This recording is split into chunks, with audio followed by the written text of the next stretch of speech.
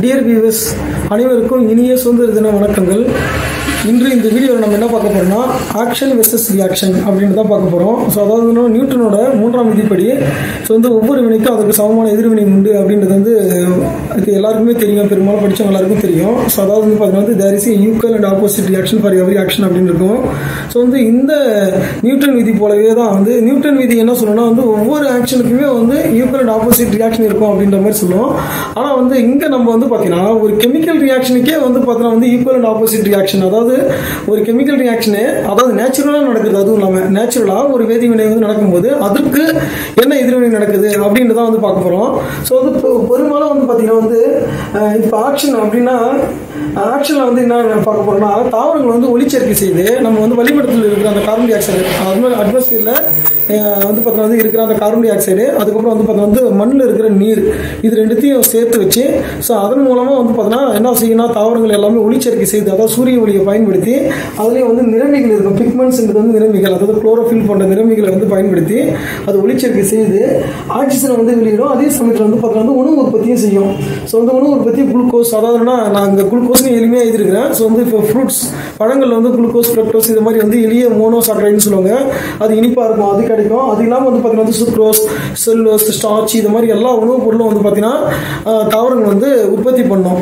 So அந்த உணவுப் பொருள் அதுவும் இல்லாமல் அந்த தாவரங்களே, அந்த தாவரம் பார்த்தீங்கன்னா உருவாகுது இல்லையா. ஸோ அந்த மரக்கட்டைகள், இலைகள் இது எல்லாமே பார்த்தீங்கன்னா சிதைஞ்சு கிடைக்கிறது பார்த்தீங்கன்னா இந்த மீத்தேன், படிம ஃபாசில் ஃபியூல்ஸ்னு சொல்லுவாங்க, படிம எரிபொருட்கள். ஸோ பூமியிலிருந்து எடுக்கக்கூடிய எரிபொருட்கள், நிலக்கரி, இது மாதிரி எந்த எரிபொருளாக இருந்தாலும் சரி.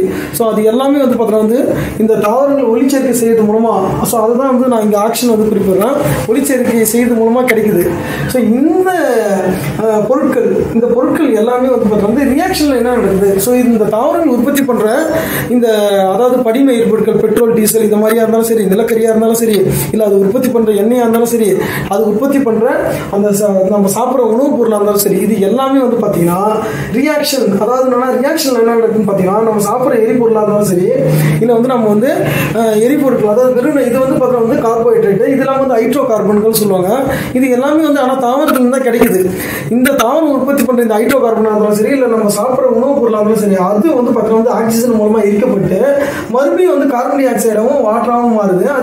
அதே சமயத்தில் அந்த சூரிய ஒளியிலிருந்து பெறப்பட்ட ஆற்றல் சரிங்களா, அந்த ஆற்றல் திரும்ப பார்த்தீங்கன்னா நீ எரிக்கும் போதா இருந்தாலும் சரி, இல்லை நம்ம மனித உடம்புல அந்த குளுக்கோஸ் இதெல்லாம் எரிஞ்சாலும் ஸோ அது கொடுக்குற எனர்ஜியால் தான் நம்மளால இயங்க முடியுது. ஸோ அப்போ மொத்தத்தில் பார்த்தீங்கன்னா இந்த உலகத்தில் நடக்கிற எல்லா ஆக்ஷனுக்கும் காரணம் பார்த்தீங்கன்னா தாவரங்கள். ஸோ அது உற்பத்தி பண்ற பொருட்கள் இருந்தால் பார்த்தீங்கன்னா நம்ம அந்த ரியாக்ஷன்ற ஒரு விஷயத்தை பயன்படுத்தி தான் நம்மளாம் உயிர் வாழவே முடியுது. அது மட்டும் கிடையாது, நம்ம வாகனங்களும் பார்த்தீங்கன்னா இயங்குறதுக்கு முக்கிய காரணம் பார்த்தீங்கன்னா இந்த படிம எரிபொருட்கள் எரிக்கிறது தான். ஸோ அந்த படிம எரிபொருட்கள் எரிச்சாலும், பெட்ரோல், டீசல் எரிச்சாலும் சரி, இல்லை எங்கள் வீட்டில் இருக்கிற எல்பிஜி கேஸ் எரிச்சாலும் சரி, இல்லை பார்த்தீங்கன்னா விறகு எரிச்சாலும், நீங்கள் எதை எரிச்சாலும் ஸோ அந்த எரிதல் வினை என்னவா இருக்குன்னு பார்த்தீங்கன்னா இங்கே நான் கார்போஹைட்ரேட் கொடுத்துருக்கிறேன். இது இல்லாமல் ஹைட்ரோ கார்பன், அதாவது கார்பன் ஹைட்ரஜன் மட்டும் இருக்கிறேன். நீங்கள் விறகு எதுவாக இருந்தாலும் சரி, இல்லை பெட்ரோல், டீசல் எதுவாக இருந்தாலும் அதுவும் ஆக்சிஜனோட சேர்ந்து எரிஞ்சு என்ன கொடுக்கும் பார்த்தீங்கன்னா கார்பன் டை ஆக்சைடு, வாட்டர், அதாவது இது எல்லாமே ஆவியாக இருக்கும். ஸோ அந்த H2O பார்த்தீங்கன்னா வேப்பராக இருக்கும், ஆவியாக மாறி போயிடும், அது நமக்கு தெரியாது. ஸோ அது இல்லாமல் பார்த்தீங்கன்னா என்ன கிடைக்கும் பார்த்தீங்கன்னா எனர்ஜி கிடைக்கும். ஸோ இதுதாங்க பார்த்தீங்கன்னா ஆக்ஷன் வெர்சஸ் ரியாக்ஷன் அப்படின்றத சொல்லணும்னு விருப்பப்பட்டேன்.